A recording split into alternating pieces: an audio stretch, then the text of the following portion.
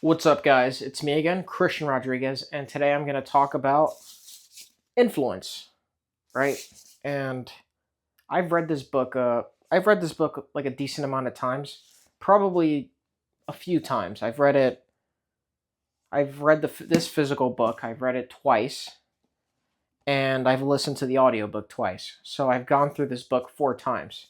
Most recently, I've gone through the audiobook. But yeah, this is a very good read. This is a book that I believe everyone needs to read. Like every person should read, right? And if you've read the 48 Laws of Power and the Laws of Human Nature, I would argue that this book right here overlaps. Like a lot of the principles overlap with it, but from a different perspective, right? From a persuasion perspective. So it talks about like the basically human nature from a persuasion perspective. How do people get persuaded, right? And Mr. Cialdini over here, right? Dr. Cialdini talks about. Let me find this page. Well, Dr. Cialdini over here talks about the different levers of persuasion, right? And the first one he talks about, right, is reciprocity, right? And reciprocity, like you give something to someone, and when you give something to someone, they naturally feel indebted, right? Businesses are genius, and they know they do this all the time. If you watch a bunch of influencers, right, they give you good stuff. They'll offer, oh, take my template, right? Or I have a free really good template you can use. I have a free workout plan you can use. Um, like stuff like that. Oh, you want to get better at picking up girls? I have this free tactic that I can give you. Just print out this PDF. Stuff like that. Like they do this because they want to trigger the reciprocity principle, right? And there's so many different methods of using this, right? I'm explaining it in a business sense, but this is also used in all other aspects of life. Like if you think of the Chinese Belt and Road Initiative, right? It's basically they're basically using reciprocity, right, to gain more influence, right? If you like really look at it, they're going to countries like Africa, they're going to like Latin America, they're going to like more impoverished continents, areas of the world, and they're building infrastructure for these impoverished countries. And of course, these countries are going to take it. Why? Because they've been struggling, they lack the infrastructure, and they'd love to have it. So the Chinese, they're not asking for anything in return. They just want to build it, right? Off the kindness of their heart. But you're wrong, because they do want something in return. They want influence, right? They want to be favored. They know what they understand the reciprocity principle, and that's exactly why they're doing it, right? So those countries, even though they're getting free infrastructure, that's amazing. They're getting funded, helped by the Chinese, but at the same time, they are now indebted to the Chinese because of it. And that's the thing. This is a good law for persuasion, obviously, to help people and just to be kindness over your heart, or even just to gain allies. You could do this just to gain allies, and it's just really great. But just watch out for this because people can manipulate you easily with the reciprocity law, right? Now, with Jim Jones, I don't know if you guys know who Jim Jones is. He was the infamous cult leader for that San Francisco based cult that went down to Guyana and did the mass suicide with the poisoned Kool-Aid, right? And they all like voluntarily drank. Well, there were a couple of survivors from there, and one of the women who survived said that the reason why she was able to leave and she didn't drink the Kool-Aid, she was able to resist, is because she never let Jim Jones do any special favors to her, right? Because she understood this principle. She understood that if she had let him do some special favors for her, even when she was in need for them, she would have she would have apologies. She would have felt indebted to him, and she would have had him. I mean, he would have had her. So you would argue that that actually saved her life. That 100% saved her life because she didn't feel indebted to him, so she just left, right? And now the next one is the liking principle, right? Now the liking principle is basically you're more likely to be influenced by someone that you like, right? someone that you get along with, right? So say someone who's more good looking. That's an example of the liking principle. Someone who's more good looking. That's a fair example of it. Maybe someone who's associated with good news, right? There's gonna be a contrast with that liking principle with it, right? And that's another reason why salesmen are always wearing suits, right? I remember when I was working in sales, um, like obviously like there wasn't really like a strict. Well, I had two sales jobs. The first sales job was B2C. That one didn't have a strict dress code because I would see some people showing up like shit. They would have like an orange hoodie, right, with like sweatpants, and I'm like, why would you show up to work that way? But hey, people do what they do. But let me get back to topic. So but they would show up dressing like shit, and I would show up dressing in like a suit, right? Maybe I'll wear a turtleneck with like a blazer and like some nice pants, right? Some trousers, stuff like that, right? With like Chelsea boots, decent stuff, nothing crazy. And the point of why I was always dressing like this was because it's people are more likely to trust you. People are more likely to think you're more competent when you're better looking. Let's just be honest, right?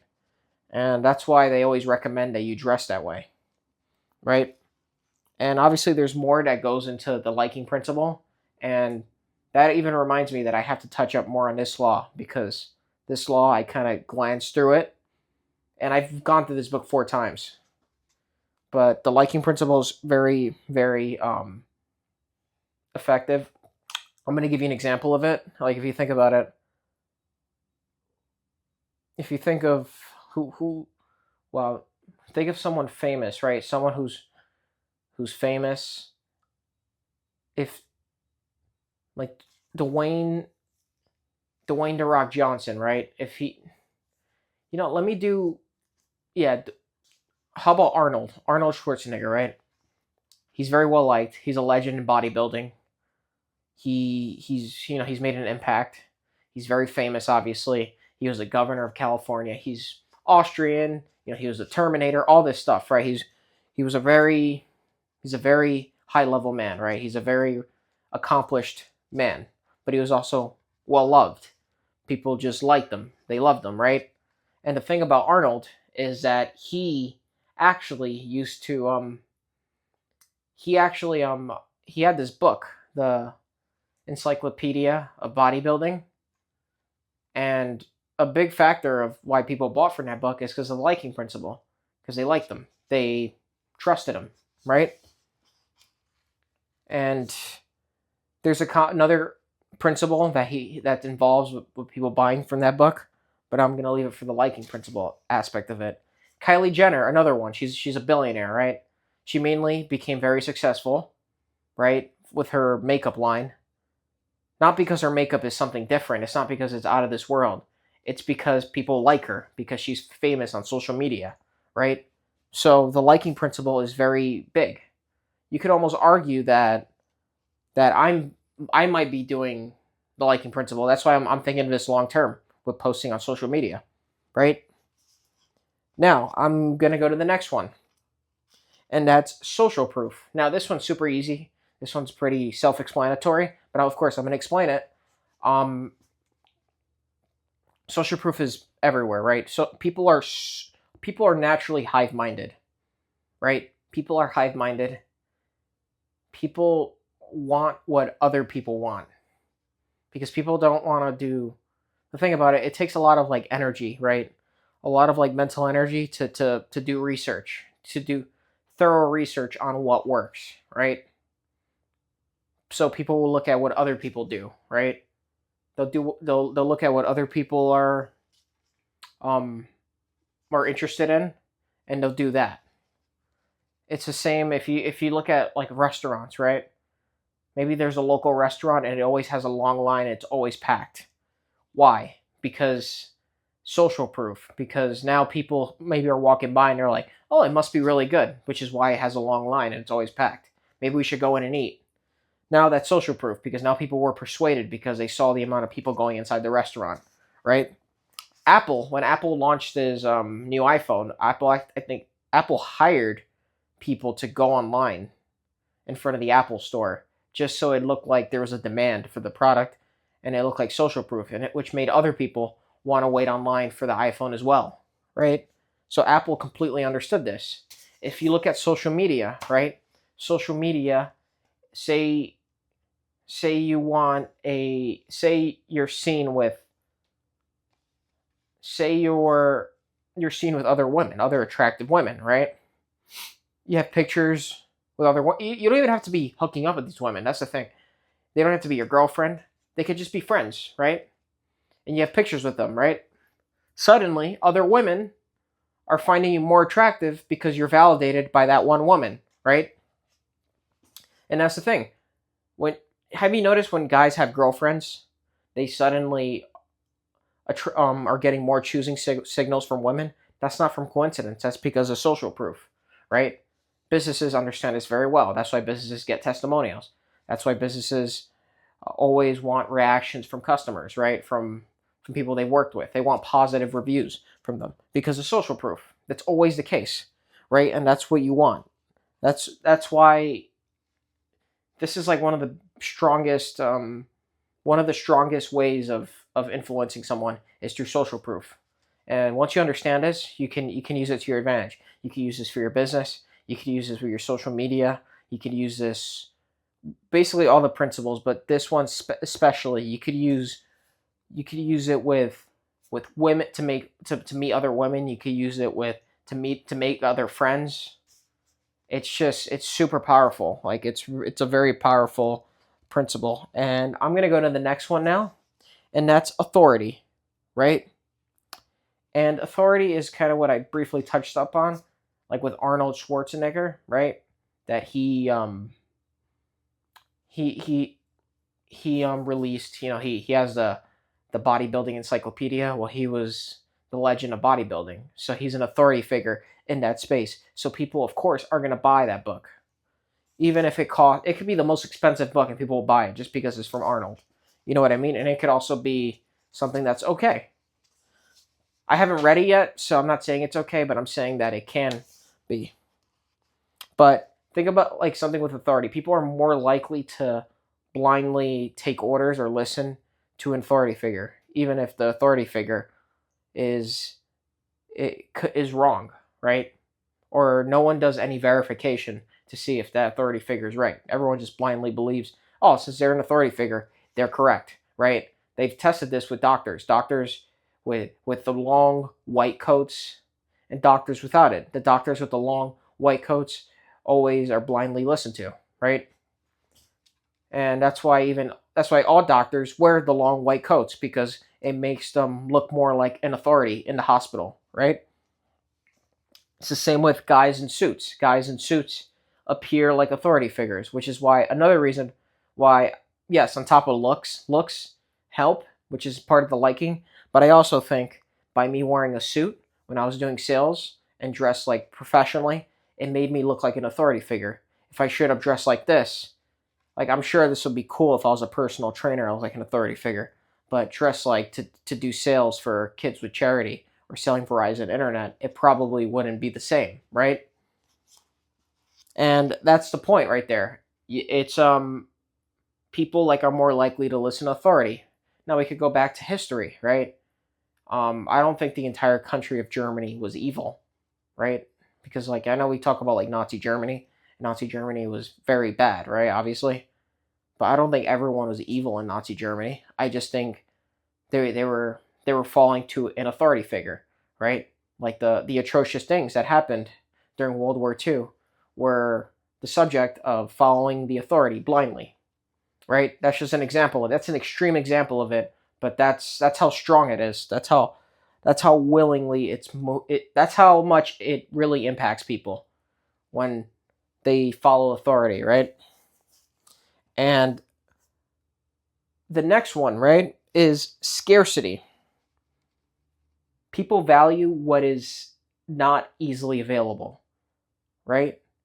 You think of a Rolex. A Rolex, like expensive watches, right? Like Rolexes, I'm not a big watch guy, so you see I'm struggling with this, but they tend to get more expensive. They tend to be more valuable after they're bought from the store. Why? Because they only sell like a limited version of them, right? And they're so hard to get that it just makes them so scarce and so expensive. So people are willing to drop 10, 50, 100K on a watch just because of how scarce it is, right? Which is very genius, right? Like businesses do this. The Apple Store, they intentionally understock their store when there's a release on the new iPhone in their store. They'll intentionally um on like understock the store, so when the iPhone sells out, it sells out and people want it even more, right? The people who are waiting online that didn't get the iPhone, now they're going to fight for it even more, right? Because people are very influenced by this. People want what is not easily available, right? If if a woman, for example, right? If a woman is about to go on a date with a guy and she reschedules and or she says she can't and maybe she wants to reschedule and the guy the guy's like, "Oh, I'm free whenever."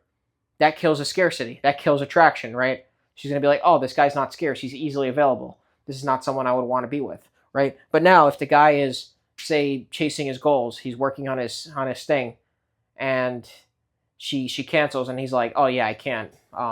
Yeah, it's not going to work cuz I'm too busy now." And then she tries to see him and he can't she could never see him because he's always busy. She's going to desire him even more because his presence is scarce, right? And I would say that's one example of it. Another example could be with anything.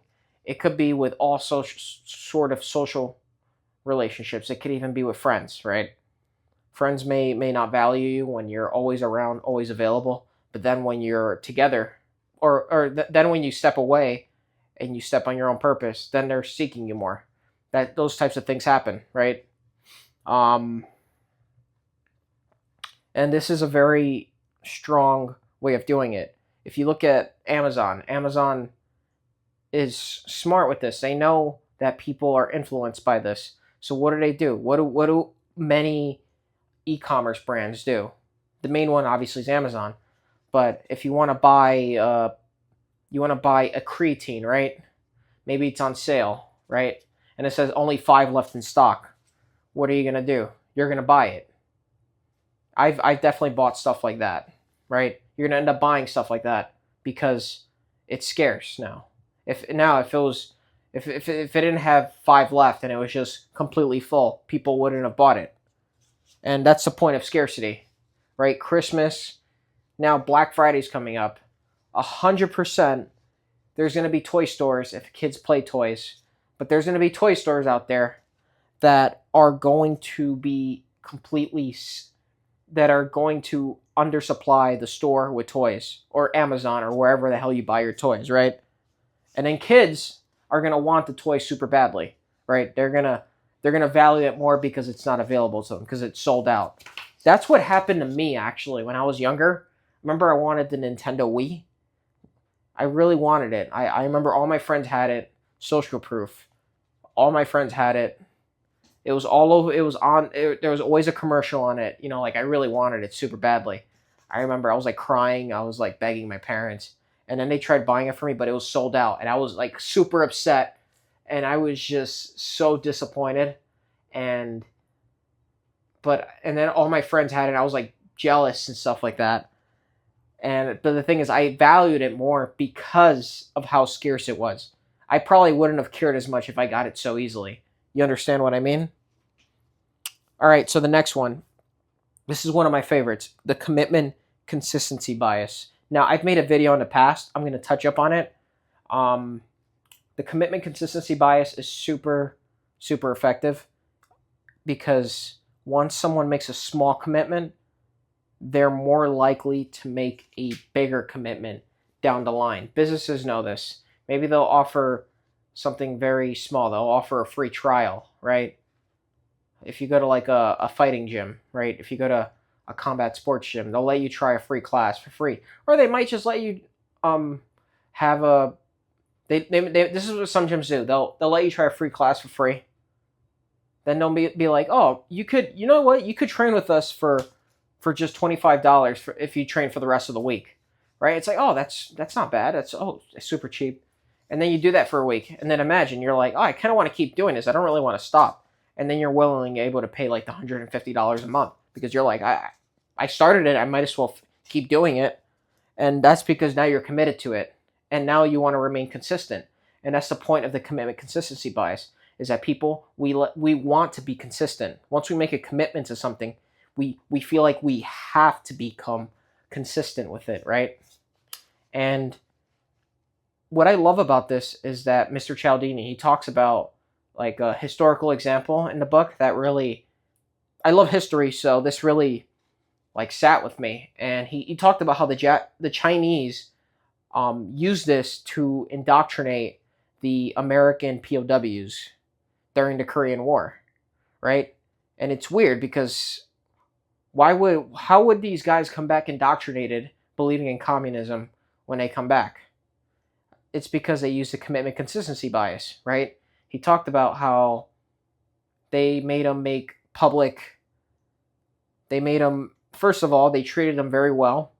Second of all, they made them write down maybe pro-American things, but then they also told them, but what's one good thing? But admit, like, what's one good thing about communism, right?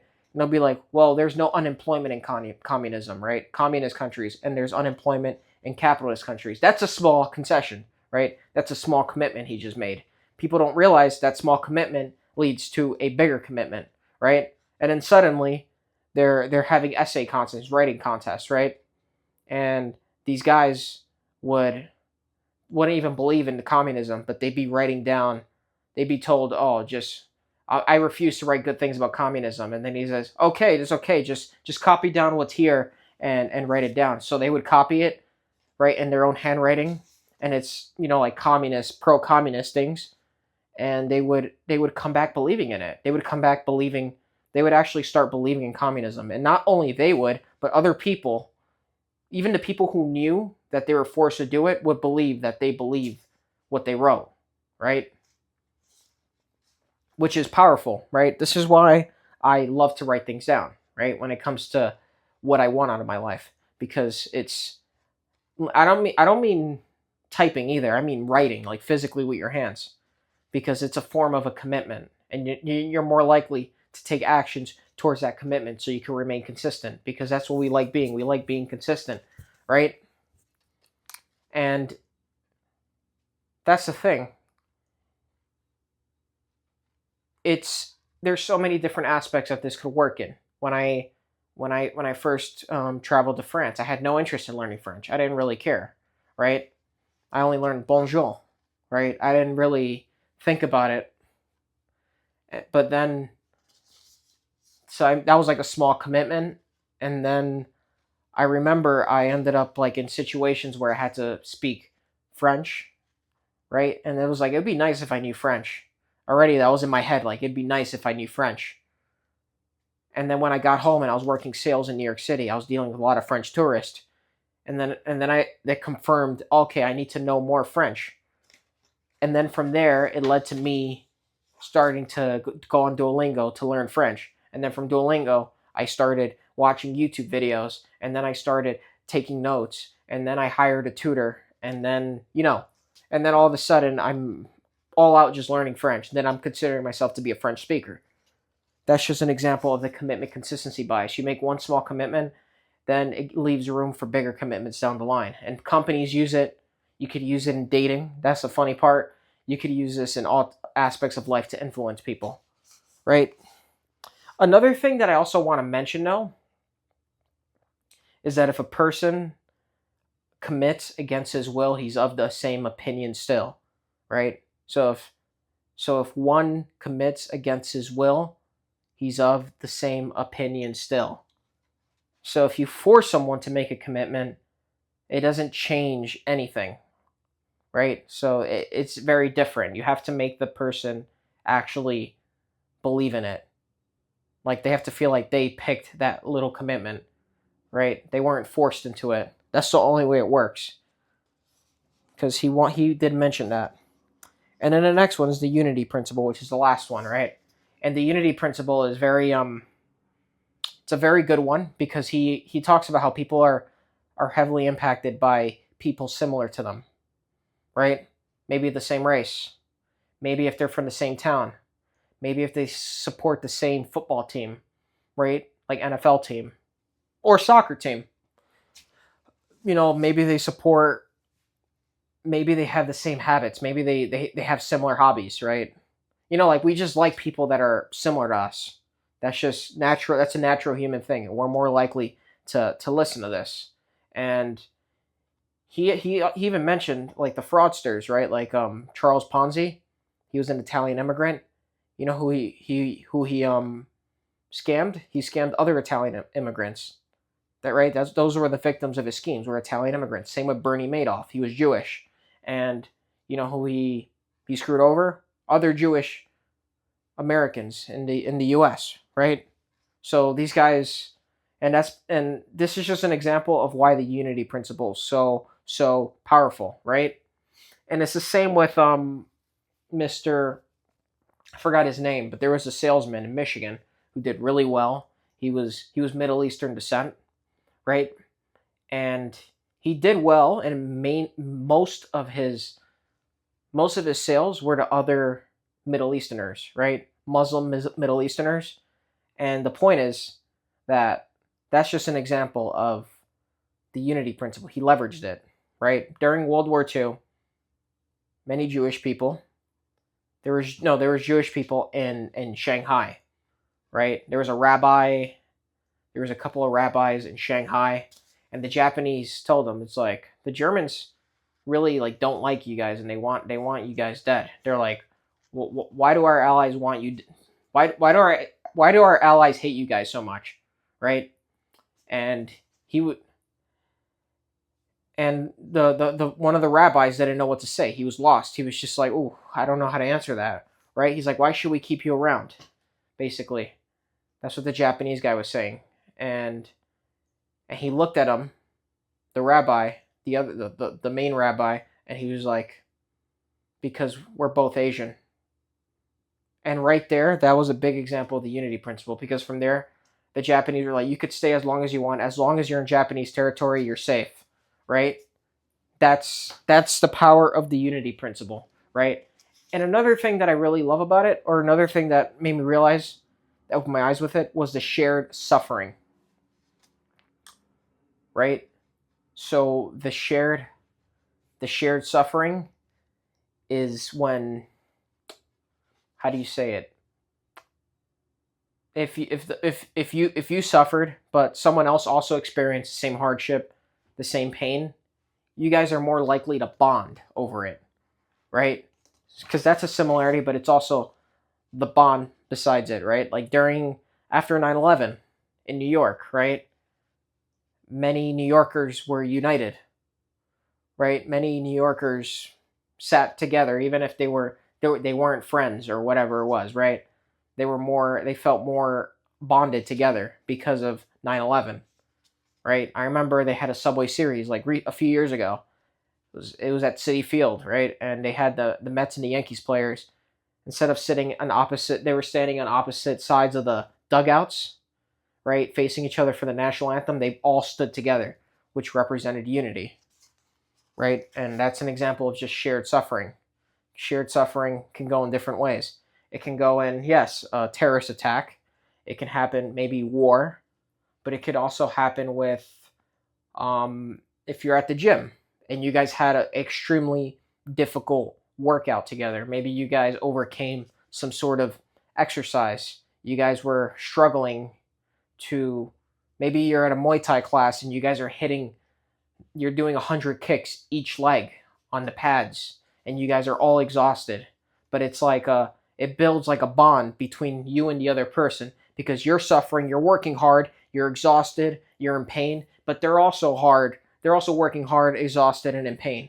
So there's some sort of bond besides it, right?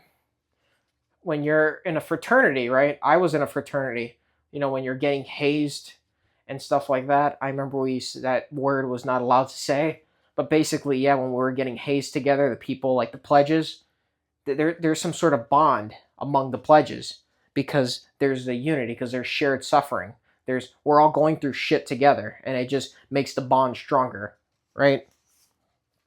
And I'm gonna leave it at that. It's a great book. I highly recommend you guys read this. This is a book that you have to study. This is not a book that you read once. It's not a short read. I'm gonna be straight up with you, but it's a very good book. It really gets into the details of influencing people from the human nature's psychology, right? And that's the thing.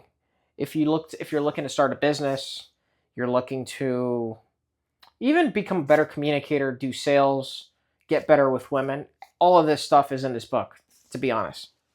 And yeah, I highly recommend you give it a read. And I'm going to leave it at that. Thank you guys so much for listening. Subscribe and take care.